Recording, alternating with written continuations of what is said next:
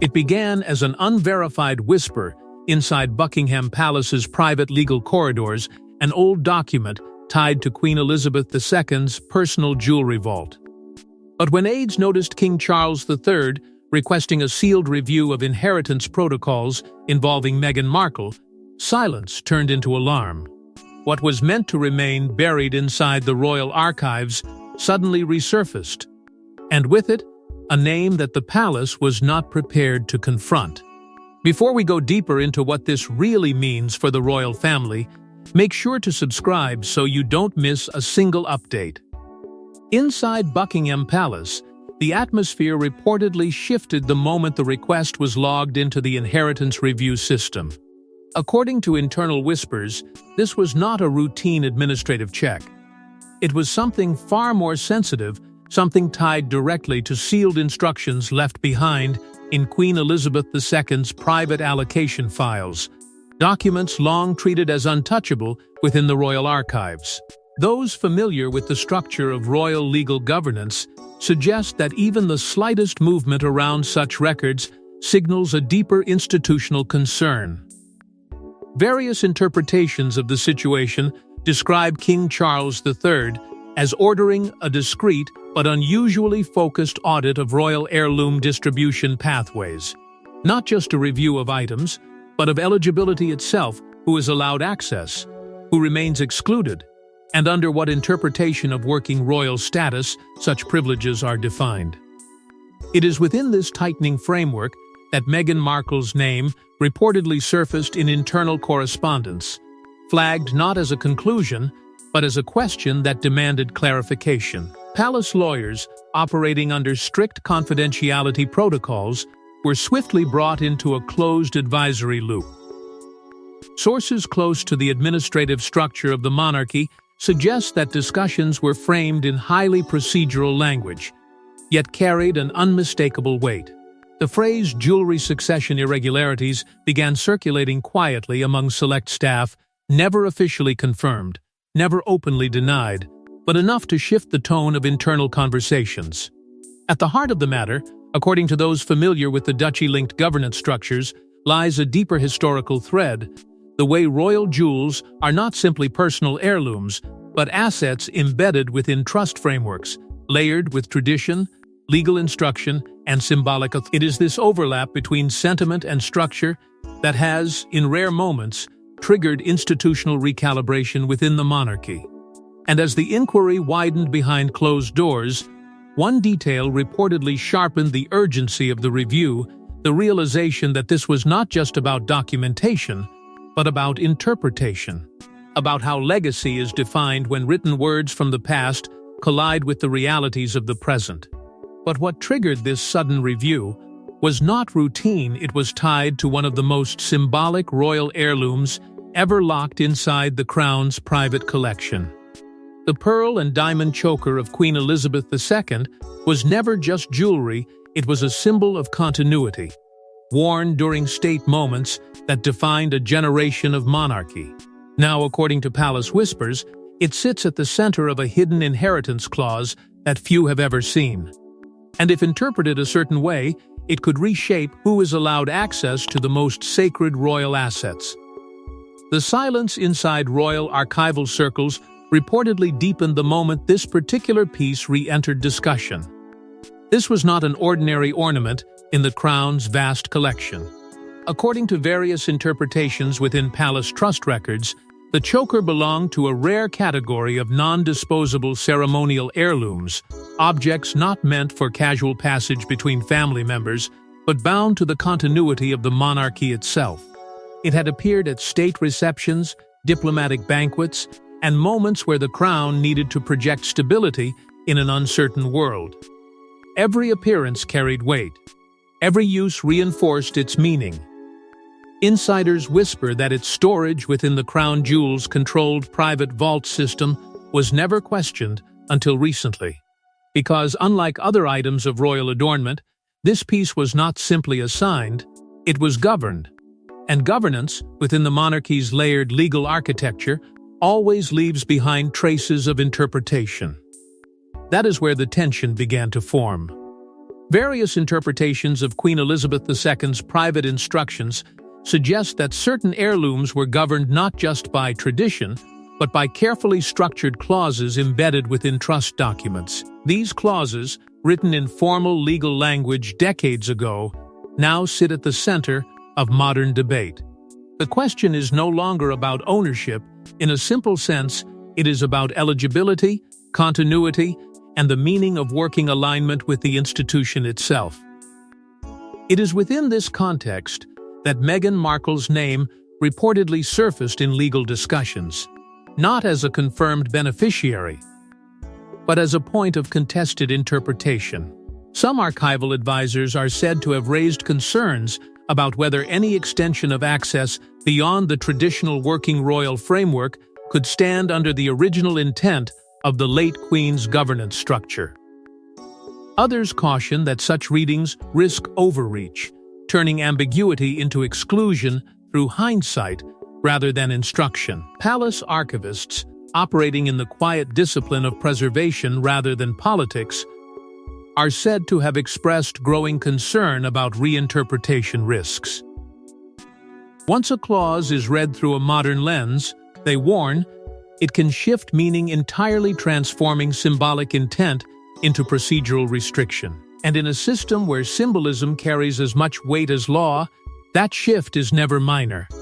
Yet behind the careful language of governance and trust law lies something far more volatile: the emotional gravity of legacy itself.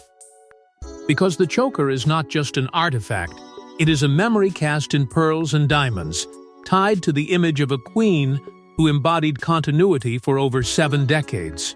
Any suggestion that its inheritance pathway could be redefined does not merely raise legal questions, it unsettles the very idea of who the monarchy is for. However, buried within decades-old documentation was a clause that would ignite a confrontation no one in the palace could ignore. It was during a routine archival audit that officials reportedly uncovered a supplemental clause attached to Queen Elizabeth II's private jewelry instructions. The wording was precise, deliberate, and deeply restrictive. According to palace insiders, it quietly redefined who could inherit select heirlooms tied to the monarchy's working line only, a phrase that would soon become central to a constitutional-level dispute. The discovery did not arrive with celebration or clarity. It arrived in silence, buried inside layers of documentation that had been reviewed countless times before. Yet this time, something stood out: an additional page, a supplemental instruction, folded into the structure of older inheritance notes attributed to Queen Elizabeth II's private governance of ceremonial assets. Those familiar with Royal Archives procedures describe such findings as rare, but when they surface, they tend to reshape more than records, they reshape interpretation itself. According to various interpretations circulating within Crown administrative channels, the clause did not merely classify heirlooms, it restricted them. The phrase "working royal line only," repeated with legal precision, introduced a boundary that was not always clearly enforced in public understanding, but now appeared embedded within formal instruction. That boundary, once assumed to be tradition, suddenly carried the weight of structure. And structure, within the monarchy, is never symbolic, it is enforceable. Insiders whisper that this is where Meghan Markle's name entered the discussion in a way no one had anticipated. Not as a confirmed exclusion, but as a contested position within the framework of eligibility. Some Crown legal advisors reportedly argued that interpretation must follow active duty designation, reinforcing the idea that access to certain heirlooms depends entirely on institutional participation.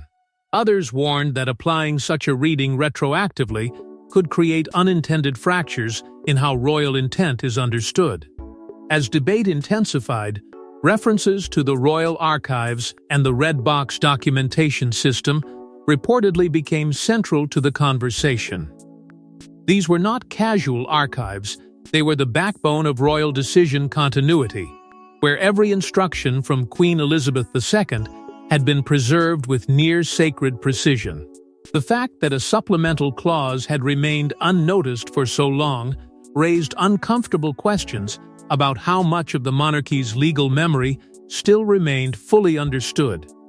It is understood in palace circles that King Charles III was briefed immediately following the discovery. The briefing, according to sources close to administrative review processes, was described as measured but serious. The issue was not just the clause itself, but what it represented, a potential shift in how inheritance rules could be applied across the broader royal asset structure, including jewels, properties, and ceremonial holdings tied to the crown's identity. And beneath the procedural concern lay something far more delicate precedent. Because once a clause like this is acknowledged and activated, even indirectly, it does not remain confined to a single heirloom. It begins to influence interpretation across the entire system of royal distribution. Every asset, every designation, every historical assumption suddenly becomes subject to reassessment. And once the clause was understood, the palace had to confront a question it had long avoided: who truly controls the crown's legacy artifacts? For years, various interpretations of palace planning suggested that Meghan Markle could retain symbolic access to select royal heirlooms under long-term family provisions. But insiders now whisper that those expectations were built on assumptions, not enforceable legal guarantees. What once appeared as tradition-based generosity is now being re-examined under the cold light of royal legal structure. In the early years following Meghan Markle's entry into the royal fold, there was a quiet understanding never formally written, but often implied in conversations between aides and courtiers that certain symbolic heirlooms might remain accessible under broader family continuity traditions.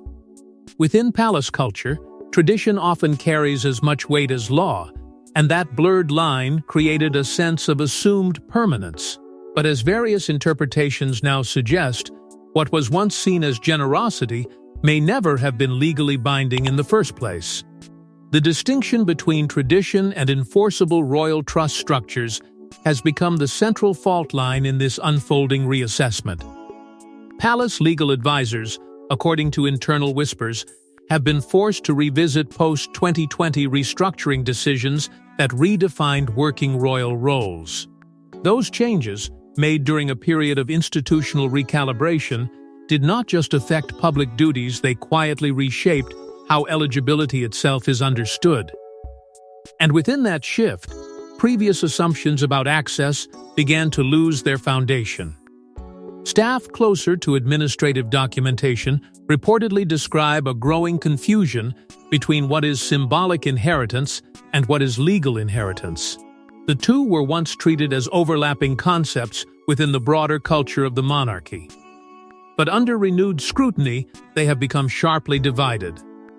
Symbolic gestures, once interpreted as long-term inclusion, now appear to hold no enforceable weight when measured against formal trust governance.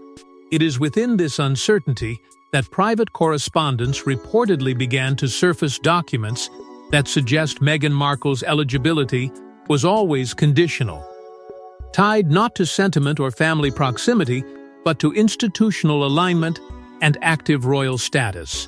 Various interpretations of these communications indicate that what was once assumed to be continuity may in fact have been provisional, dependent on roles that changed significantly after 2020. The passing of Queen Elizabeth II intensified this reinterpretation. Her presence had long served as the stabilizing force behind informal understandings within the royal household. With her absence, those unwritten expectations were forced into direct confrontation with formal legal structure.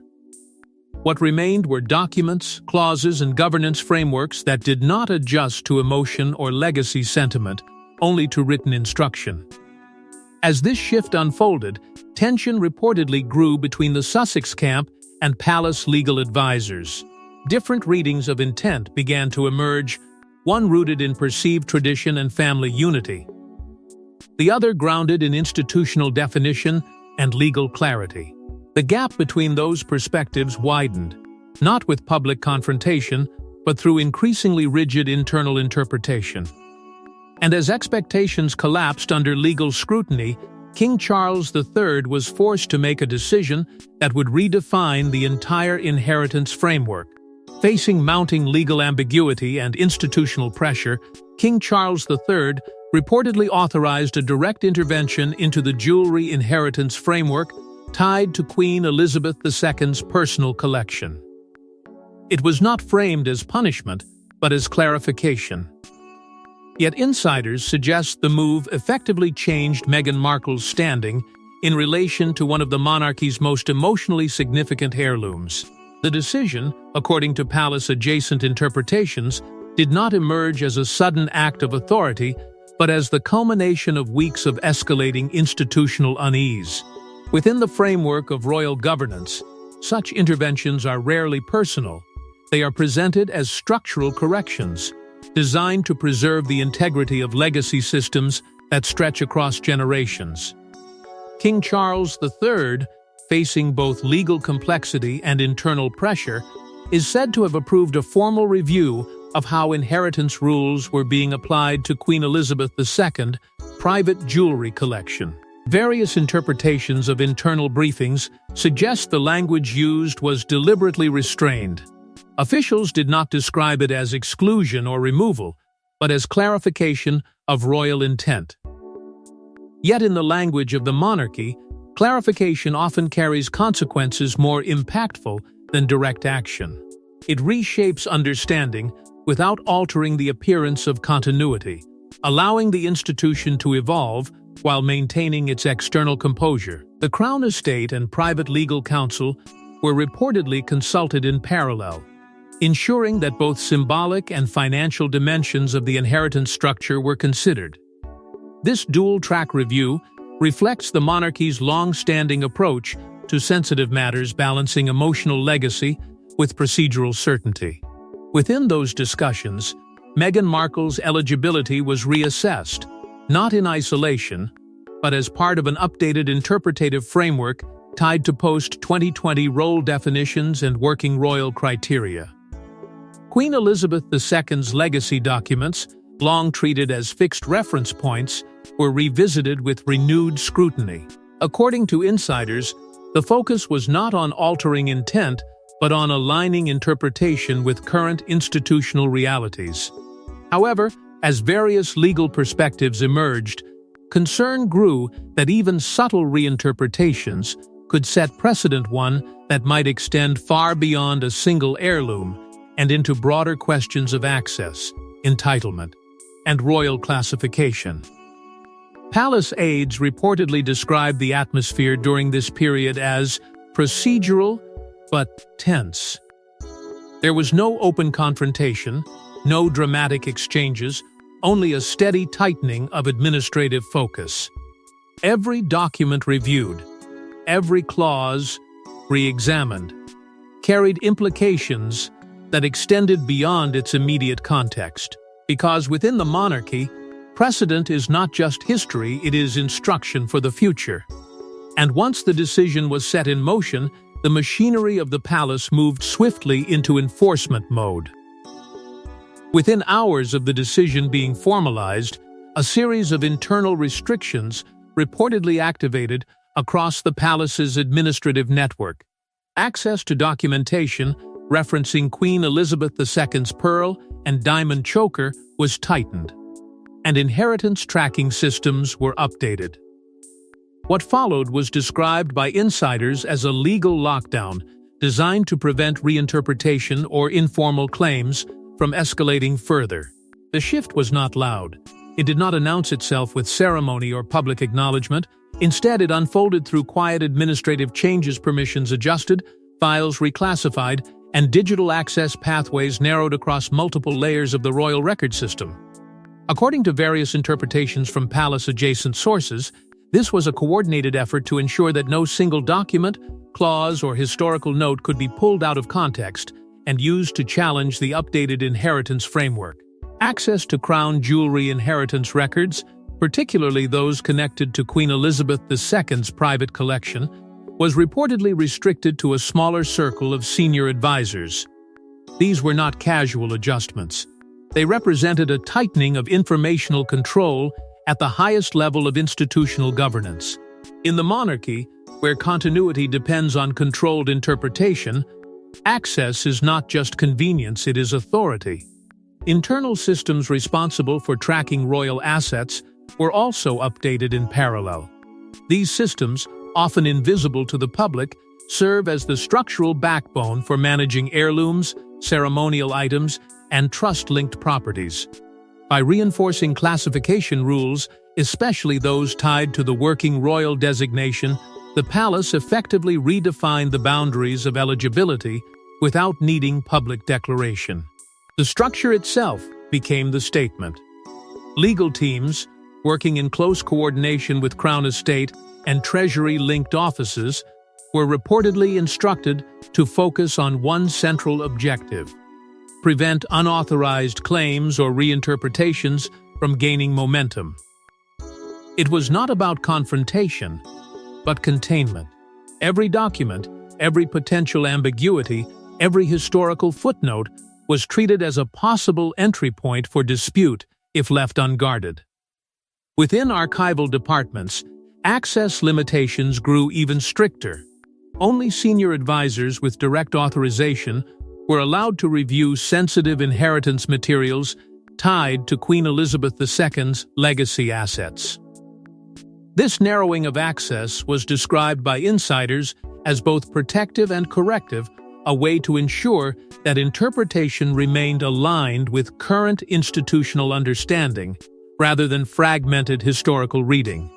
As these internal adjustments took hold, messaging within administrative channels reportedly emphasized containment and clarity. The language itself reflected the monarchy's intent to stabilize interpretation before it could fracture into competing narratives. In a system where symbolism and law are deeply intertwined, clarity is not just administrative, it is survival. And yet, even as the palace worked to seal its internal structure, it could not anticipate how quickly the outside world would begin to sense the shift beneath the surface. Because containment inside the palace could not stop the external shockwaves once the decision began to leak. As whispers of the decision spread beyond palace walls, reactions inside the royal household reportedly ranged from stunned silence to controlled concern. Meghan Markle's exclusion from the inheritance pathway, tied to Queen Elizabeth II's pearl and diamond choker, quickly became a symbolic flashpoint, one that reignited long-standing tensions between tradition, modernity, and royal identity itself. Inside the palace, the immediate response was anything but unified. Various interpretations of internal sentiment describe a household split between cautious acceptance and quiet unease. Some aides reportedly viewed the development as a necessary reinforcement of institutional boundaries, a return to structure after years of blurred expectations. Others saw it as a moment that risked reopening old fractures that had never fully healed, especially those tied to post-2020 restructuring and the redefinition of royal roles. As the internal atmosphere tightened, media insiders began cautiously referencing inheritance restriction rumors, each report carefully worded but increasingly consistent in tone. What had once been confined to private legal discussion was now edging into public narrative, shaped not by official confirmation but by the absence of it. And in that silence, speculation gained structure. The story began to take form outside the palace long before any statement could catch up to it. At the same time, renewed scrutiny of the Sussex palace relationship history returned to the foreground. Past moments, once considered settled or archived in public memory, were being reinterpreted through the lens of this new development.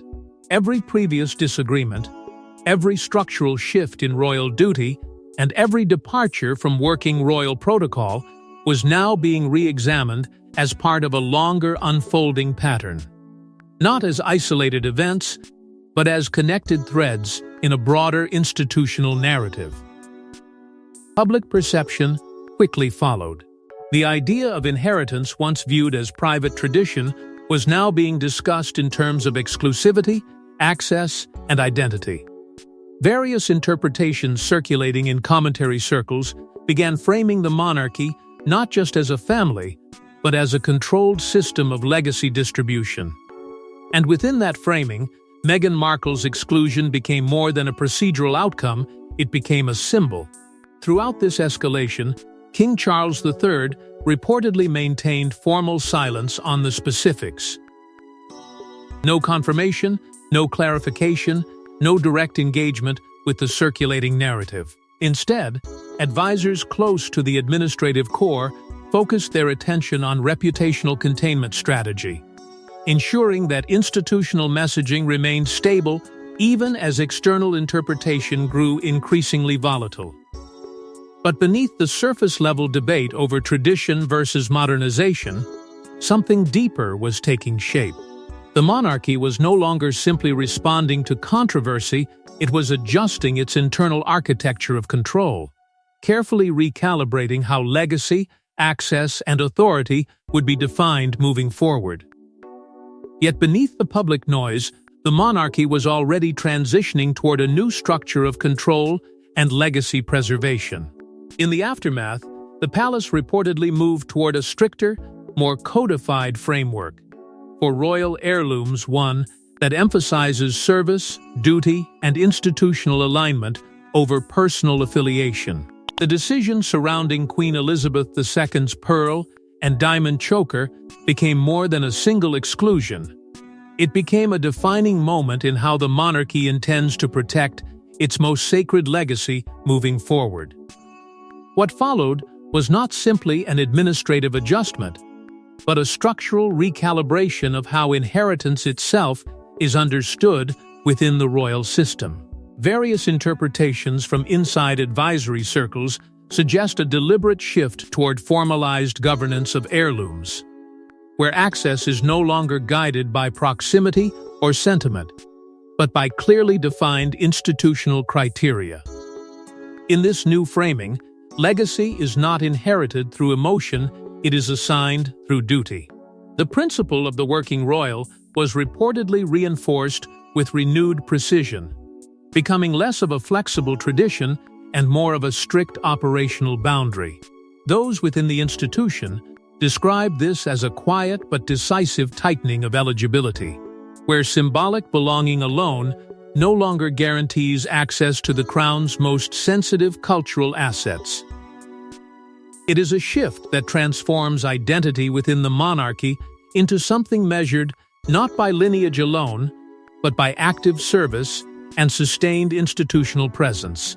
Queen Elizabeth II's legacy, long viewed through the lens of personal stewardship and historical continuity, is now being reframed as an institutional safeguard, something designed not just to represent the monarchy, but to protect it.